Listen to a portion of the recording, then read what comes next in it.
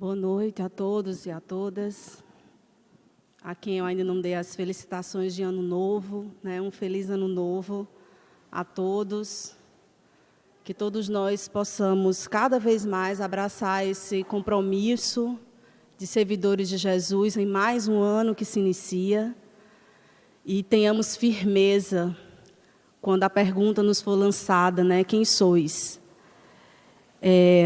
O tema, né, da noite de hoje, ele foi um tanto instigado pela palestra de Rossandro no sábado passado, que nos trouxe como tema compromisso pessoal.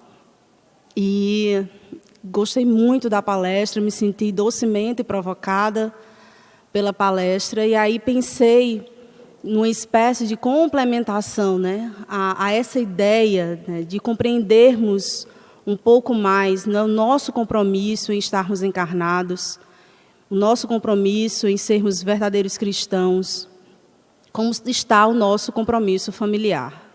Acho que Rossandro pôde explorar muito bem, na semana passada, as reflexões que precisamos fazer, não apenas reflexões, né, mas a prática que nós precisamos executar frente aos nossos compromissos pessoais nessa encarnação. E aí, abraçando essa proposta, ampliarmos um pouco as reflexões agora, para refletirmos a respeito do nosso compromisso familiar. Tendo em vista esse núcleo, que talvez seja o núcleo mais íntimo, o núcleo mais próximo, e talvez o núcleo mais impactante das nossas vidas, como, de fato, né, deve se dar, numa perspectiva compromissada, as nossas relações com a família, as nossas responsabilidades para com os nossos filhos, os nossos cuidados para com as relações parentais, que sempre nos convoca, né, à superação, a sacrifício e a exercício de amor. E pensando também numa perspectiva de que, além do compromisso pessoal, o compromisso familiar também é o que nos habilita para que todos nós sejamos cidadãos do mundo. Como, de fato, será o nosso exercício de cidadania numa coletividade um pouco maior, para além do nosso espaço familiar. Isso está muito ligado a como dá-se a nossa semeadura no nosso espaço mais íntimo, nas nossas relações mais próximas, que são entrelaçadas em nossa família. É nesse espaço onde muitos de nós nos habilitamos para construirmos numa sociedade um exercício de cidadania mais consciente, um exercício de cidadania mais fraterno, muito mais compromissado com o outro, com o coletivo.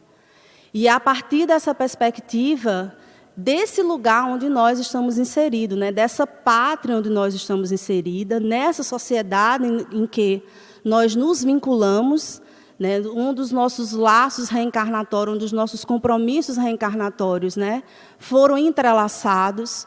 Então, isso acaba sendo uma grande teia de correlação, né, um grande elo, onde representa a semeadura do nosso compromisso pessoal, como isso reverbera na semeadura do nosso compromisso familiar e, consequentemente, o que nós seremos na coletividade vai depender muito de como foi, está sendo e será o nosso compromisso exercitado em nossos próprios lares. E é nessa perspectiva que nós vamos, né, refletir um pouco hoje. E aí, desde já, eu queria fazer uma referência um tanto contundente a um capítulo que está no livro Garimpo de Amor, nomeado Amor e Família. Desde já coloco a indicação para a leitura, tendo em vista as enriquecedoras reflexões que Joana nos traz, né, nesse capítulo. Boa parte das reflexões dessa noite a gente vai beber, né, nesse capítulo Amor e Família, que está lá no livro Garimpo de Amor. Mas vamos a essa mensagem de Emmanuel, que está no livro Família, Psicografia de Chico, quando Emmanuel nos diz: o lar é o porto de onde a alma se retira para o mar alto do mundo. E quem não transporta no coração o lastro da experiência, dificilmente escapará ao naufrágio parcial ou total. A partir dessa reflexão, Emmanuel já nos coloca a severidade de estarmos atentos a como de fato se dá essa nossa semeadura, né, enquanto espírito, nesse espaço que é o nosso lar. Será que de fato estamos sendo, estamos de certa forma também colaborando para uma semeadura segura, saudável, a fim de que essa alma possa se habilitar a encarar esse mar alto do mundo com segurança, com compromisso? Essa passagem que Emmanuel nos presenteia, ela, de certa forma, acaba sintetizando o quanto o nosso compromisso pessoal está ligado ao nosso compromisso familiar e como isso vai reverberar na sociedade. É a partir dessa habilitação, como se deu de fato essa experiência para nós, enquanto espíritos, dentro dos nossos lares, é que vai nos habilitar se haverá ou não naufrágio, quando todos nós formos ter que experienciar, viver no mar alto do mundo. E a partir dessa compreensão é que Emmanuel vai dizer, olha, a depender de como isso se dá, o naufrágio ele pode ser parcial ou total. Por si só, nós desde já observamos o quanto essa tarefa é desafiadora. O quanto habilitar uma alma para a vida, para as experiências de coletividade, para experiências com o outro para além da família, vai depender de como se deu e como se dá essa semeadura no espaço da intimidade. E é por isso que o cuidado para acumular e o compromisso familiar deve ser tema de severa reflexão por parte de todos nós.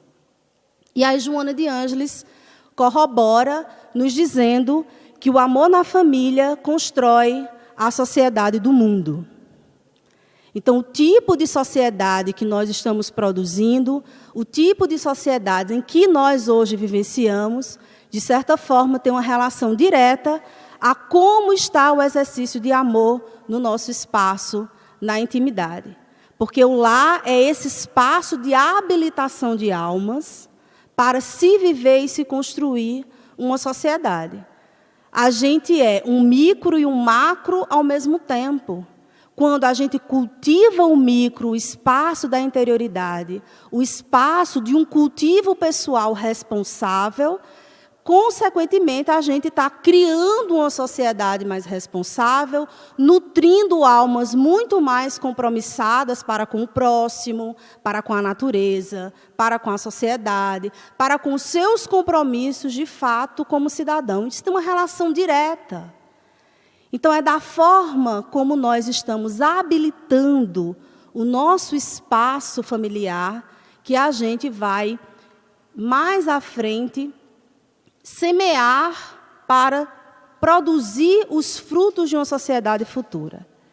E, principalmente em momentos de crise, cabe ainda mais a necessidade dessas reflexões, a fim de que a gente possa compreender como está sendo semeado esse amor, como é que a família está executando, exemplificando, semeando, nutrindo as suas relações afetivas, nutrindo as suas relações de compromisso educacional, de compromisso social, na semeadura do seu espaço íntimo, que é a sua família.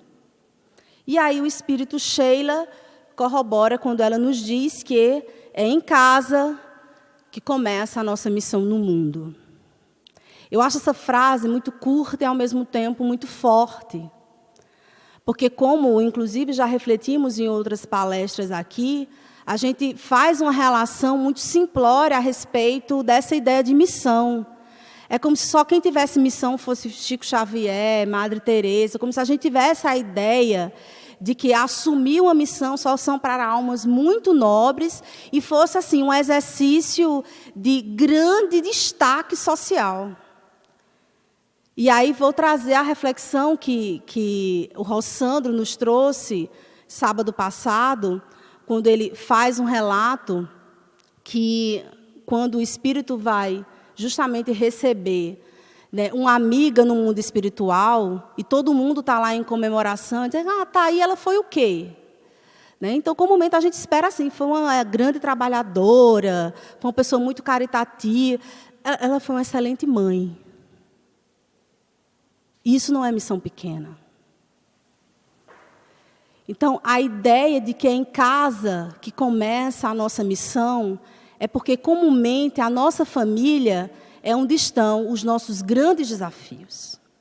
E os nossos grandes desafios para a nossa evolução. Às vezes, não é descobrindo uma nova nação, descobrindo um novo medicamento para a medicina, né, sendo muito destacado na nossa área profissional. Às vezes, a nossa grande missão está em ser uma boa mãe. E a gente precisa, a partir dessas conquistas e reflexões, ir fazendo essa diferenciação. Porque, às vezes, o que é grande para o mundo é muito pequeno quando a gente fala de evolução espiritual. E, às vezes, o que a gente acha na avaliação do mundo que é pequeno pode ser muito grande enquanto um compromisso de evolução espiritual. E, nessa perspectiva, Sheila faz com que, de fato, a gente olhe para a nossa casa, a gente olhe para o nosso lar, para a nossa família e vá investigar. Que semeadura preciso eu, nesse contexto reencarnatório, fazer?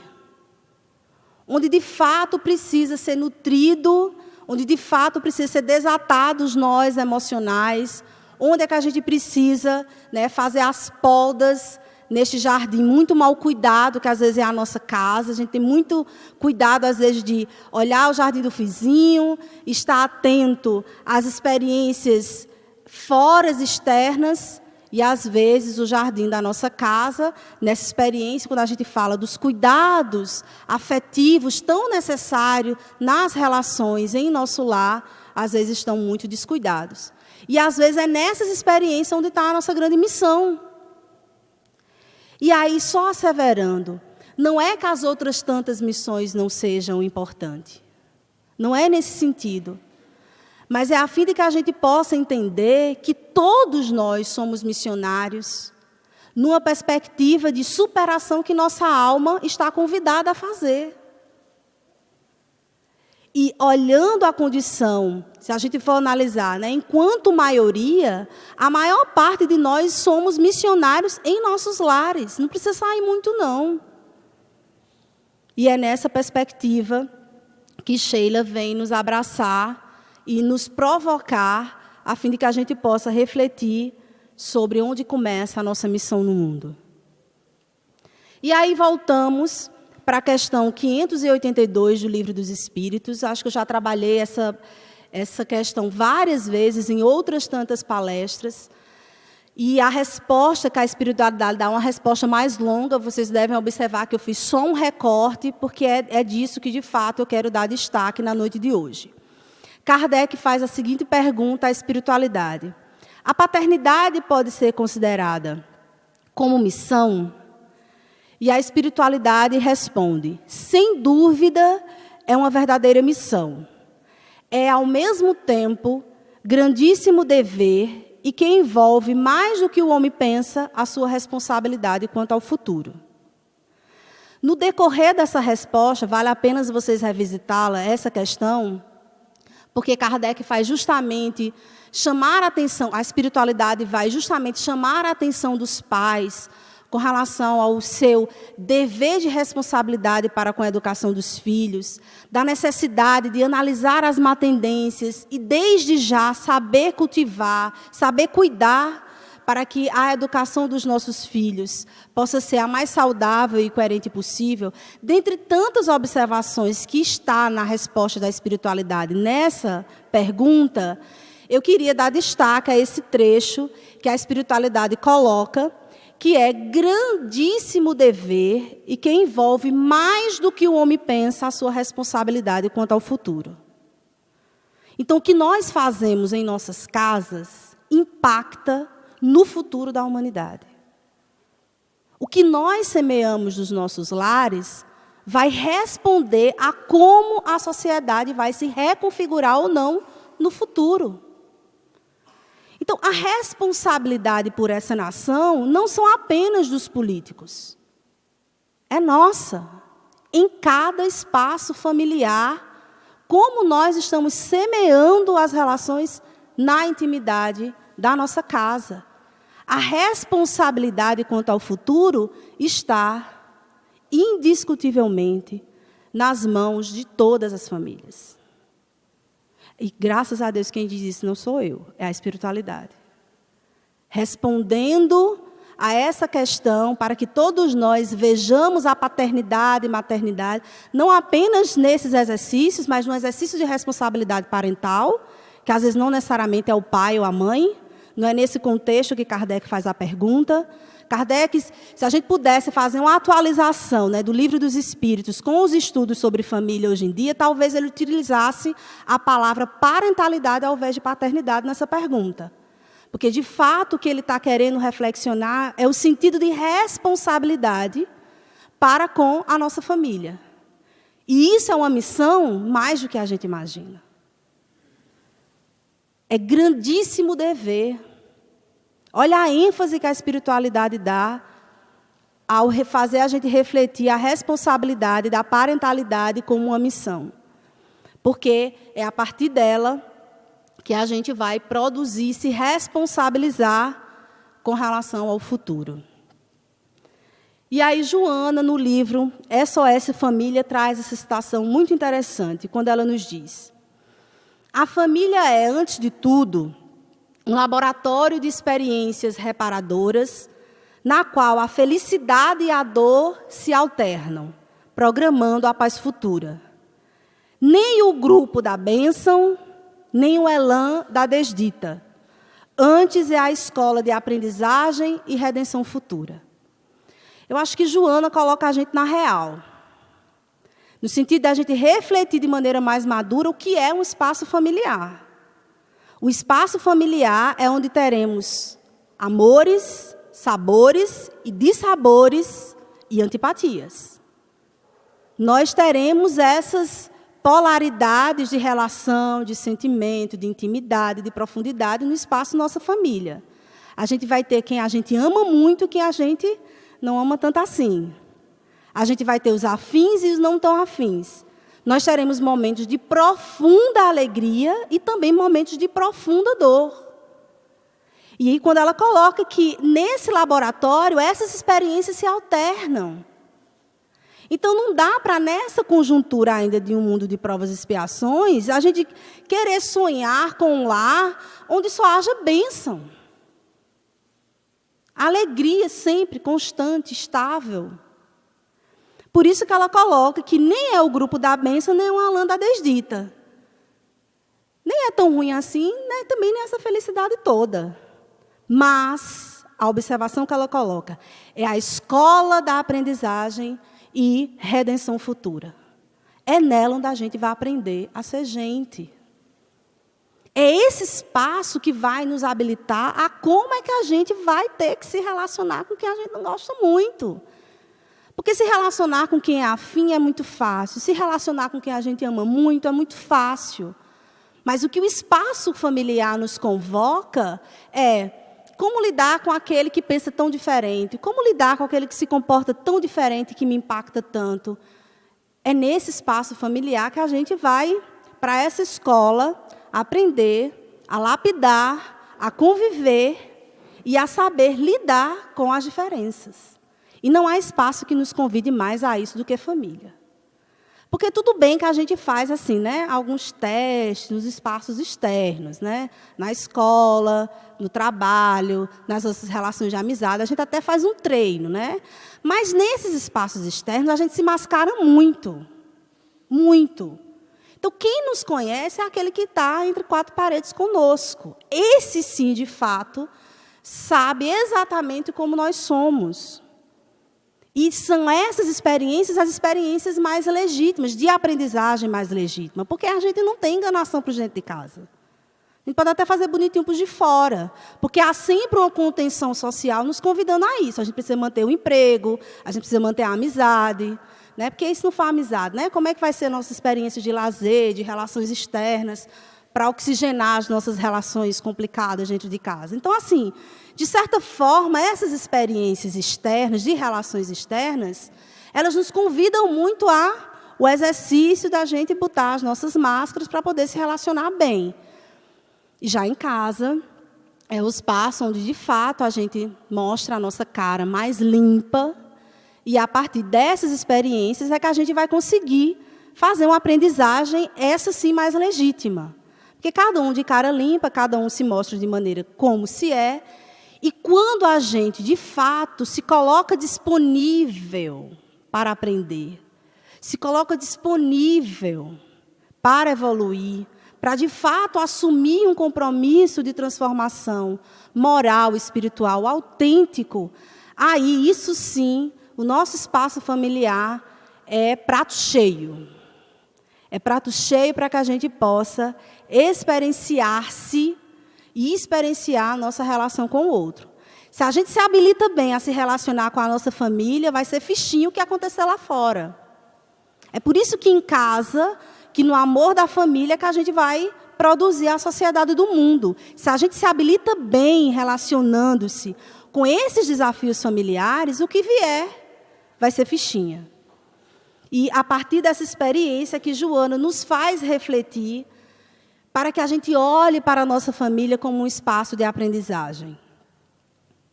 E aí ela, novamente, agora no livro Garimpo de Amor, nos traz essa reflexão. Muitas famílias são redutos de batalha, onde se reencontram adversários de reninhas lutas fratricidas do ontem, em tentativa de recomposição e restabelecimento de vínculos afetivos. Em razão disso, maior deverá ser o investimento do amor, que não ceda às provocações nem aos desatinos dos seus membros. Primeira coisa que Joana nos destaca é que a gente sabe que, em nossa família, comumente, quem estuda, quem conhece um tantinho de espiritismo, sabe que é na nossa família onde a gente vai se reencontrar com antigos desafetos. E esse reencontro não é para que a gente se mate novamente, não, gente. Talvez a gente não tenha mais coragem de matar fisicamente, mas hoje a gente se mata mentalmente, né? Desejando cada coisa para as nossas antipatias. O objetivo não é esse. Entendam, como Joana bem destaca, que a gente se encontra para quê? Para se matar de novo? Não. É para que nós possamos nos recompor e nos restabelecer nos nossos vínculos afetivos. Essa é a missão. Então, olhe para o seu desafeto com mais amor do que para quem você mais ama. Esse é o nosso exercício diário. Porque aquele que a gente já ama muito, o problema está resolvido. Às vezes, ele só vem para a nossa família para ser suporte. Para dizer assim, olha, aguenta, tenha paciência. Para alternar aqueles momentos de dor e prazer, como o Joana já bem colocou. Então, Deus é muito misericordioso. Bota uma pessoa bem bacana ao nosso lado, que tenha muita paciência, que nos ame muito. Nananana. Aí vem o complicado, que pode ser o irmão, o pai, a mãe, sei lá quem, o primo, a tia, o avô, não sei, para poder, né, balancear. Porque também, se a gente só tivesse desdita, ninguém ia aguentar. Mas Deus, como é muito misericordioso, nos dá essa oportunidade. Bota uma pessoa que é aquele suporte, a pessoa da família que a gente é mais afim, e aí vem o cri-cri de nossas vidas. E qual é o nosso exercício? Né? Investir ainda mais doses de amor. E como Joana bem assevera, a gente precisa ter muito cuidado para não ceder às provocações e nem aos desatinos. Porque, ora, nós seremos um pouquinho mais equilibrados e aguentaremos o tranco. Ora, é o nosso desafeto que será mais equilibrado e aguentará o nosso tranco. E é dessa forma que a gente vai se suportando. Então, a gente começa se suportando. E depois, a gente, quando começa a se suportar bem, porque a gente vai aprendendo isso, gente. Se a gente se mantém perseverante, a gente vai aprendendo a se suportar bem. E depois, a gente vai começar a descobrir que a gente até que tem algumas afinidades. Porque só se odeia quem é afim, tá? A gente comumente implica com aquelas pessoas que mais se parecem com a gente. Aí, quando a gente vai se suportando melhor e vai se aproximando mais, a gente vai aprendendo a outros exercícios de relação, que antes a gente nem se permitia fazer, agora, graças a Deus, a gente está se permitindo. Então, entre nem olhar para a cara antes, querer matar o outro antes e se suportar, é ou não é evolução? Muita. Mas é muita. E eu tenho certeza que o nosso anjo da guarda lá do outro lado fica numa torcida ferrenha. Porque o grande problema da gente é que a gente é muito imediatista, o que é que a gente quer? Que a gente se odeie, se ame e assim. Não se dá. Como qualquer outra habilidade, como qualquer outra arte, amor exige comportamento, perseverança, condicionamento, tempo. E a gente acha que a gente vai odiar e, de repente, a gente vai amar, como acontece nas novelas. Não se dá dessa forma. Mas o convite que Joana nos coloca é: não cedamos às provocações. A gente não pode entrar na onda. De vez em quando a gente vai entrar, gente, é óbvio. Mas essa persistência de estar em família, essa persistência de não desistir dessas relações familiares em que nós somos convidados a estar, a vivenciar e a aprender, a gente não pode abrir mão, nunca. Porque enquanto essa encrenca ainda estiver nas nossas vidas, a gente não pode abrir mão nunca. Porque se a gente abrir mão, a gente só vai estar tardando uma resolução que a gente pode fazer o mais rápido possível. E aí, esse livro que eu acho bem interessante, tem vários pequenos contos psicografados por Chico no livro Família, e desse do espírito Lamartine Babo, quando ele coloca: prometeram no outro mundo família, trabalho e fé, mas vendo as lutas em casa, os coitados dão no pé. Os coitados somos nós. Lá a gente promete tudo, numa compreensão mais alargada a respeito dos compromissos da vida, antes de reencarnar, todo mundo está lá, ampliado, fez uns cursinhos bacanas, enquanto estava lá, no mundo espiritual. Aí vem, né? Vem para as lutas. Lá a gente promete tudo, mas na hora do pega para capar, que são as lutas diárias do nosso dia a dia, os desafios diários que o cotidiano nos convoca, a gente acaba dando no pé e atrasando cada dia mais as resoluções dos nossos desafetos. Outro conto bacana do Lulu Porola, quando ele coloca: achei no livro da vida este conceito profundo: família que briga unida consegue vencer no mundo.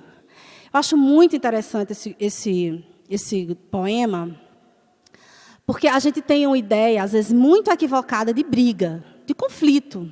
Né? A gente acha que uma família saudável é aquela família harmônica, que ninguém vê ninguém falando alto em casa, que não há briga, que não há discussões. E, comumente, eu digo, eu tenho medo desse tipo de família. Porque a gente ainda não está num mundo tão evoluído assim, não. Então, se uma família se comporta assim, eu já fico com o pé atrás. Porque se dissesse, não, a gente já está lá na transição, né? Saindo do mundo de regeneração para os mundos felizes. Aí eu dizia, então, é muito comum a gente encontrar uma família que é unida, harmônica, que todo mundo se gosta, respeita em profundidade, ninguém fala de ninguém, não há fofoca em casa. E eu acho que, por enquanto, se essas famílias existem, de duas, uma, ou é a exceção da exceção, ou essa família é muito doente. É aquela família onde todo mundo acha que está bem, a família está desmoronando.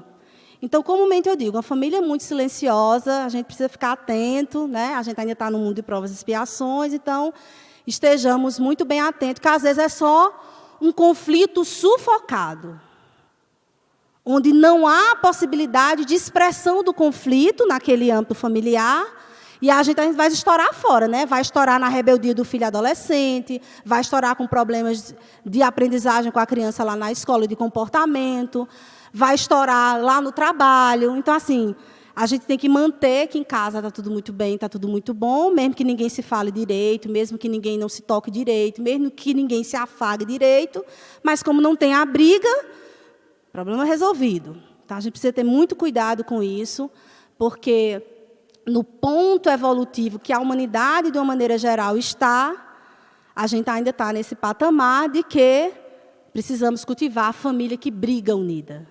Porque essa família que briga unida é aquela família que está querendo crescer, em que as pessoas estão tendo liberdade para poder se colocar, expor suas ideias, Porque conflitar faz parte da nossa evolução. Porque me diga quem é uma cabeça aqui que pensa igual a outra? Nenhuma.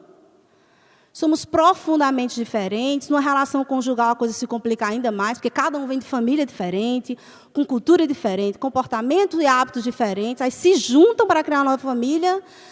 A coisa mais comum de se esperar é o caos se instalar. Não é a paz se instalar. Ainda bem, quando a gente começa uma família, a gente está bem apaixonado, então a gente dá uma iludida no outro, em si mesmo, para poder suportar o caos que é o início de um casamento. Porque são muitos confrontos, são histórias, às vezes, muito diferentes, que acabam entrando, né, no mesmo espaço, e agora a gente vai dizer, o que é que a gente vai fazer com isso, com essa história familiar de cada família que a gente está trazendo para dentro de nossas casas.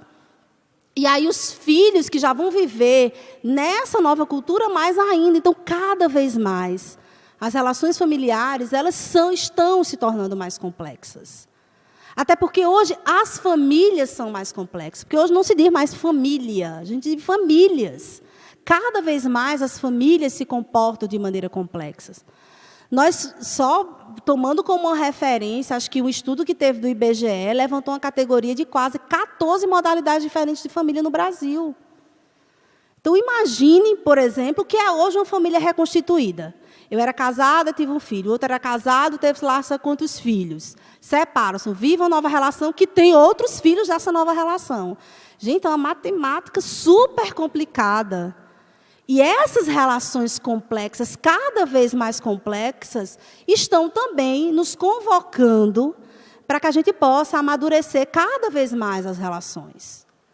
Porque cada vez mais outros tantos núcleos familiares estão sendo somados nas nossas relações na atualidade. Então, por conta disso, é óbvio que vai ter conflito. É óbvio que a família vai entrar em crise em muitos momentos. Mas a grande questão que o Espírito Lulu nos convoca é justamente a gente refletir que é nessa família que, mesmo brigando, não desiste. Que é nessa família, mesmo sendo desafiada pelas crises, não desistem. E nessa perspectiva de não desistir, de cada um apostar no amadurecimento pessoal, relacional, é que a gente vai vencendo o mundo. Esse outro poema de Quintino Cunha, quando ele nos diz: muitos débitos são pagos onde a vida nos atrela, em muitas reencarnações ao carro da parentela. Então, assim, a gente precisa amadurecer a nossa gratidão a Deus, de colocar as encrencas em nossas vidas. Porque é a oportunidade da gente estar pagando os nossos débitos e contraídos a sei lá quantas encarnações. E se a encrenca veio para agora, é porque, é óbvio, a gente está minimamente habilitados para resolver, gente. Se a gente não tivesse habilitado, pode ter certeza que a espiritualidade não mandava. Porque a medida da cruz, ela é compatível com a nossa habilitação para carregá-la. Então, se a encrenca chega, se chegou, é porque a gente tem, sim, condições de resolver, não vamos abrir mão disso, vivenciamos com muito compromisso, né, os desafios, os sacrifícios, as renúncias e as aprendizagens que essas relações nos convocam. Mas aí uma provocação muito interessante que o escritor Adenauer Novaes nos traz, quando ele nos diz o seguinte: há uma família que se forma em nosso mundo subjetivo e que domina nossa imaginação. Criamos psiquicamente pais ideais, irmãos perfeitos ou filhos exemplares. Eles têm vida dentro de nós e nos fazem tomar atitudes, às vezes, inconsequentes. Nem sempre a antipatia decorre do reencontro de inimigos do passado. Às vezes, ocorre o mecanismo inconsciente de transferência, através do qual projetamos qualidade a uma pessoa ou a alguém a que ela se assemelhe. Qual é a reflexão muito importante que Adenauer nos traz nessa passagem? Primeiro é que, às vezes, a gente sempre coloca a culpa da antipatia no encrenca da encarnação anterior. Isso quando eu digo para nós espíritas, né? Então, é muito fácil dizer, olha, foi um inimigo do passado, ou eu já matei ele, ou ele já me matou. Então, comumente, a gente faz essa equação muito simples, muito simplória. Porém, qual a reflexão mais profunda que ele também nos convida? Não é que não existem essas experiências, não. A gente sabe que existe. Porém, existem outras tantas experiências que fazem parte da nossa imaturidade psicológica. Porque, às vezes, nós criamos um casamento ideal. Vocês não, mas eu crio. Eu, pelo menos, e digo mais, a nossa cultura ajuda muito a criar isso. E a gente, imerso nessa cultura, faz isso sem nem sentir. Então, a gente cria um marido e uma esposa perfeita. A gente cria que tipo de casamento? Então, se eu arrumar uma pessoa assim, assim, assada, aí eu me caso. Só vai se casar lá nos mundos felizes, porque essa talvez aqui ainda não esteja reencarnada. E a partir dessas experiências, a gente cria pais ideais, filhos exemplares, como deveria ser uma família exemplar. O que é que acontece? Na real, a nossa família não é essa. O nosso marido não é esse, a nossa esposa não é essa, os nossos filhos não são esses. E o que é que acontece? Frustração. Psíquica, emocional. A culpa é do outro? Não. Às vezes a culpa é somente nossa. Não é porque o outro foi inimigo do passado, não. É porque eu criei uma ideia na minha cabeça de que fulano era assim, sem ser. Mais uma vez, a gente está entorpecido pela paixão necessária, todo mundo apaixonado, vendo que fulaninho é muito bacana, que fulaninha é a mulher perfeita, a pessoa que eu esperei para mim. Graças a Deus é que a gente se apaixona, a gente fica meio cego, porque senão ninguém se casava. E a partir dessa experiência, a gente cria fantasia e projeta o que a pessoa deveria ser para ser seu marido, o que a pessoa deveria ser para ser sua esposa, como a pessoa tem que ser para ser seu filho. E se ele não cumpre esse papel idealizado, que está só na nossa imaginação infantilizada, a gente se frustra, vai dizer, eita, esse não era o casamento que eu esperava. Eu vou me separar porque talvez a minha ainda esteja por vir, eu apostei errado. Então, às vezes, a dificuldade em certas relações, na seara familiar, está muito relacionada também a perspectivas equivocadas que nós criamos a respeito das pessoas. E o que é que acontece hoje, nesse mundo tão fluido, onde as relações são tão líquidas? Se não presta, eu descarto. Então, a gente está fazendo muito isso, né? Os maridos, companheiros, esposa. E quando é filho, como é o descarte? Quando é pai, e como é que se dá o descarte? Então, o adoecimento que hoje nós presenciamos está muito também ligado, não apenas às nossas encrencas do passado, mas a uma expectativa e fantasia idealizada só no nosso juízo infantil, e que a gente se frustra porque cria uma realidade paralela. E essa vida que a gente imaginou, idealizou, sonhou, quando não se concretiza, o que é que acontece? A gente fica botando a culpa nos pobres do marido, nas bichinhas das esposas, nos filhos que são assim, que são acolá, sempre foram assim, e a gente que nunca quis, de fato, perceber quem são os nossos rebentos. Então, a perspectiva que o Adenauer faz com que a gente reflita aqui a gente precisa, se conhecer. Porque, às vezes, as encrencas nas relações estão muito mais conosco do que, de fato, com o outro. O outro, às vezes, sempre foi assim, a gente que nunca deixou ele ser assim, criou uma fantasia paralela a respeito disso. Olha o que Kardec nos traz na questão 892 do Livro dos Espíritos. Quando os filhos causam desgostos aos pais, não tem estes desculpa para o fato de lhes não dispensarem a ternura de que os faria objeto em caso contrário?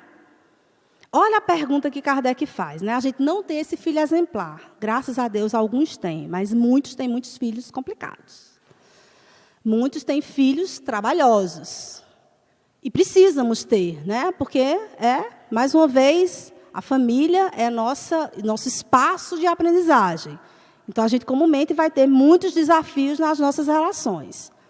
A pergunta que Kardec faz é a pergunta que talvez a gente, de maneira muito infantilizada, acha que tem razão.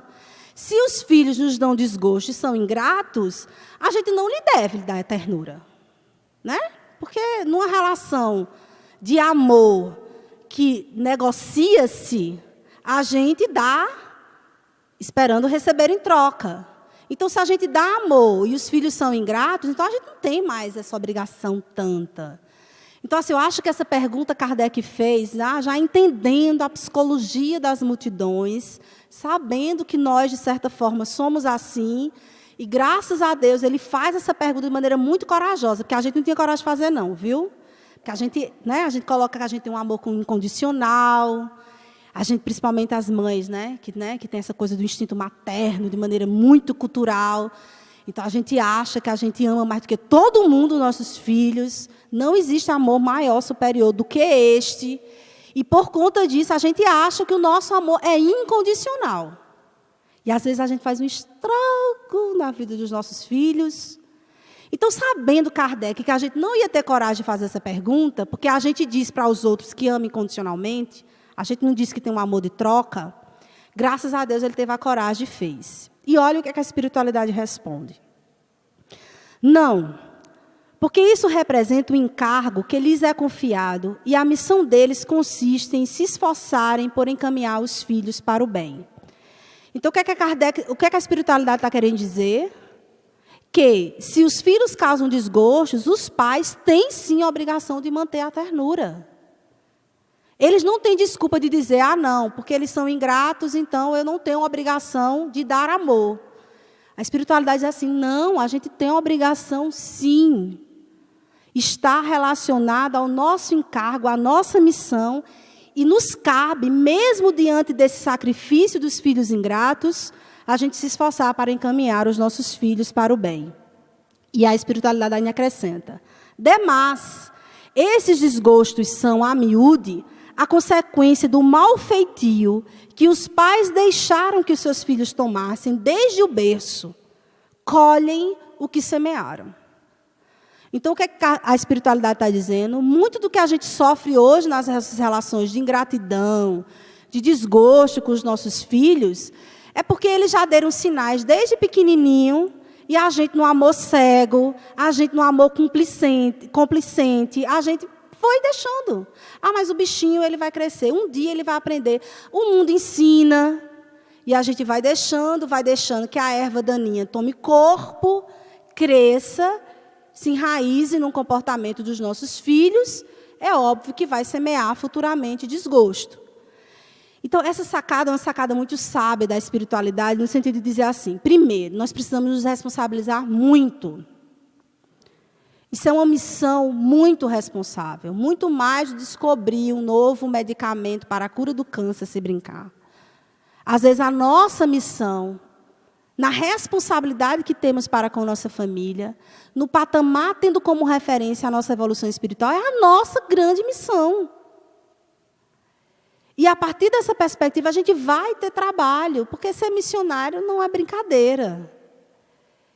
E, por conta disso, muitos desgostos irão acontecer, mas a gente precisa entender se, de fato, isso está acontecendo por negligência no exercício do nosso dever, enquanto pais e responsáveis, ou porque, de fato, doamos tudo o que foi possível, mas, infelizmente, os nossos filhos não souberam aproveitar. Porque também temos essas outras experiências, tá, gente?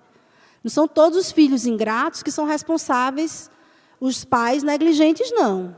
Às vezes, os pais doaram tudo, foram super disciplinados, foram coerentes, foram amorosos, e mesmo assim os filhos não souberam aproveitar. A gente também tem casos como esses. Mas aí já vai caber a Deus analisar e julgar. Se os pais fizeram seu papel, não tem do que se sentirem culpados. Olha o que Joana nos traz. E eu acho essa passagem interessante de Joana, porque ela sabe ainda do nosso amor imaturo, né? Ela sabe que a gente ainda é muito tendencioso. Ela sabe que a gente ainda não está num patamar de amor incondicional, real mesmo. E, por conta disso, ela sabe que a gente, às vezes, diferencia os filhos dos outros. Que ama mais um do que os outros, que, comumente, tem um que a gente afaga mais, que é mais gentil, que é mais amoroso. Mas, se outro filho for, um desafeto anterior, como é que a gente vai ter que gerenciar isso nessa relação de maternagem, de paternagem. Isso é um desafio que muitas famílias vivenciam no seu dia a dia. Muitas. E a gente tem um filho que a gente se relaciona de maneira mais tranquila, e a gente tem um filho que a gente se relaciona de maneira mais complicada. Muitas famílias têm isso. E o que é que Joana faz a gente refletir a partir disso? Ela coloca o seguinte: esse amor, o amor de pais para com os filhos, esse amor não deve privilegiar os filhos gentis e generosos, em detrimento daqueles que são difíceis e atormentados, ou que apresentam quaisquer distúrbios de comportamento, assim podendo desmerecer a afetividade. Essa atitude demonstra que esse tipo de amor é retributivo, homenageando quem o devolve e condenando quem o rechaça. E, às vezes, nesse amor imaturo, é isso que nós fazemos nas relações. Aquele que é mais afetuoso, que nos dá trabalho, a gente mima mais. E aquele que nos convoca muito mais energia, que nos convoca muito mais desprendimento, a gente rechaça. E o que Joana faz a gente refletir é que não deve haver esse privilégio, e aí é onde cabe a responsabilidade e a vigilância dos pais no gerenciamento dessas relações. Porque aquele que é mais trabalhoso, mais amor a gente precisa devotar, porque a gente está sendo cada vez mais desafiado a ter que lidar com essas experiências, que são experiências mais difíceis. E essa outra observação que ela nos traz. É esse filho ingrato, incapaz de entender o alto significado da família, da doação dos pais, que nunca devem alegar o que fazem, evitando a impressão de que está havendo uma cobrança, tornando-se uma dívida a ser resgatada na primeira oportunidade. Deixa eu contextualizar melhor para explicar essa citação, do que é que Joana está querendo dizer. Ela diz o seguinte: às vezes esse filho ingrato não consegue compreender o alto significado da família. E por conta disso é que os pais, vou utilizar uma expressão bem nordestina, os pais não devem passar na cara o que fazem com esses filhos. Não devem. Os filhos não podem sentir que está havendo... Porque quando a gente passa na cara, a gente está dizendo assim: olha, eu dei, estou cobrando. Estou cobrando um retorno seu. Imagina uma alma que já é desafiadora dentro de um espaço familiar. E a gente ensinar em casa um amor retributivo. No lugar de ajudar, vai atrapalhar muito mais o desenvolvimento desse espírito.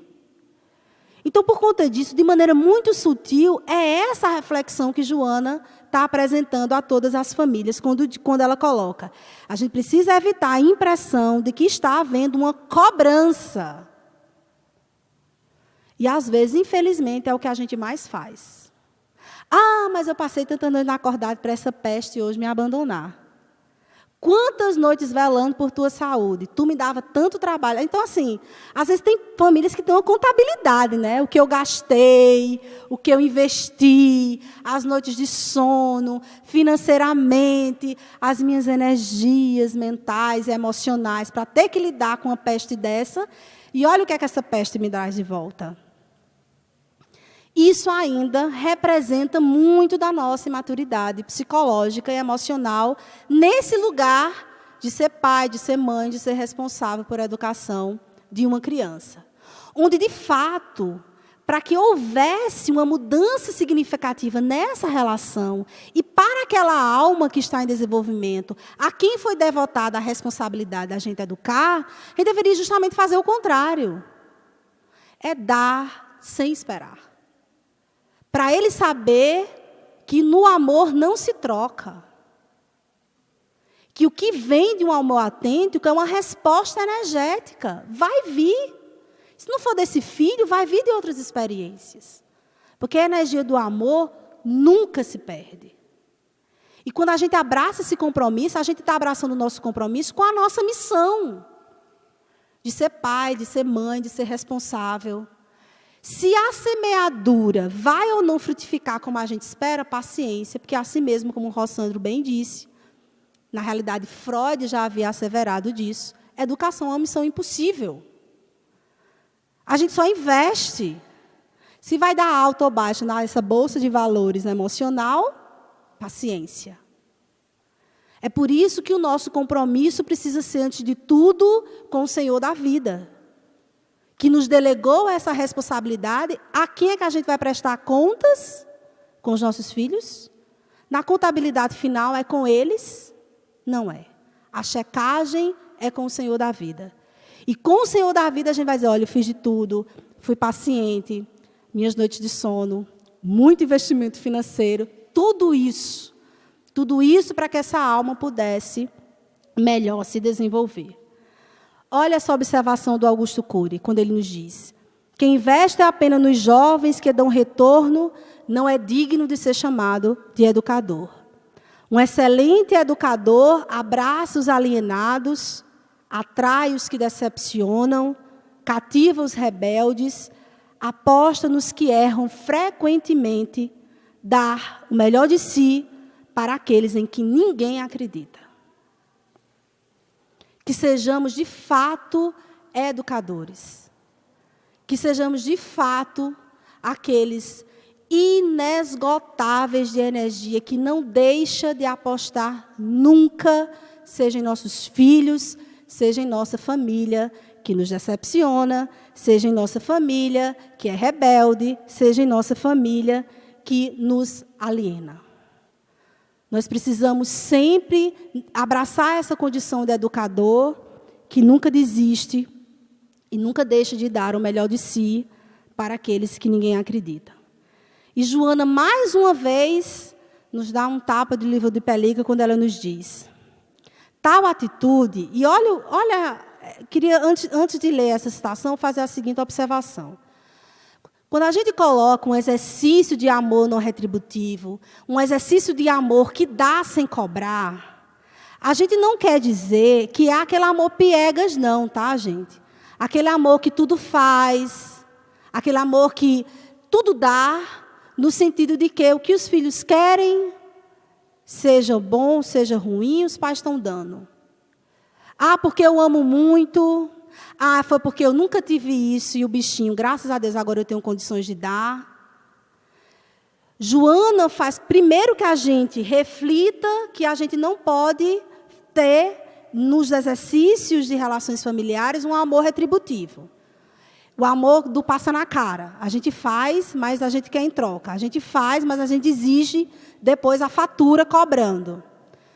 Em compensação, ela também nos faz a gente refletir sobre que tipo de relação a gente deve investir. Quando ela nos diz: tal atitude não significa anuir os desmandos e desequilíbrio.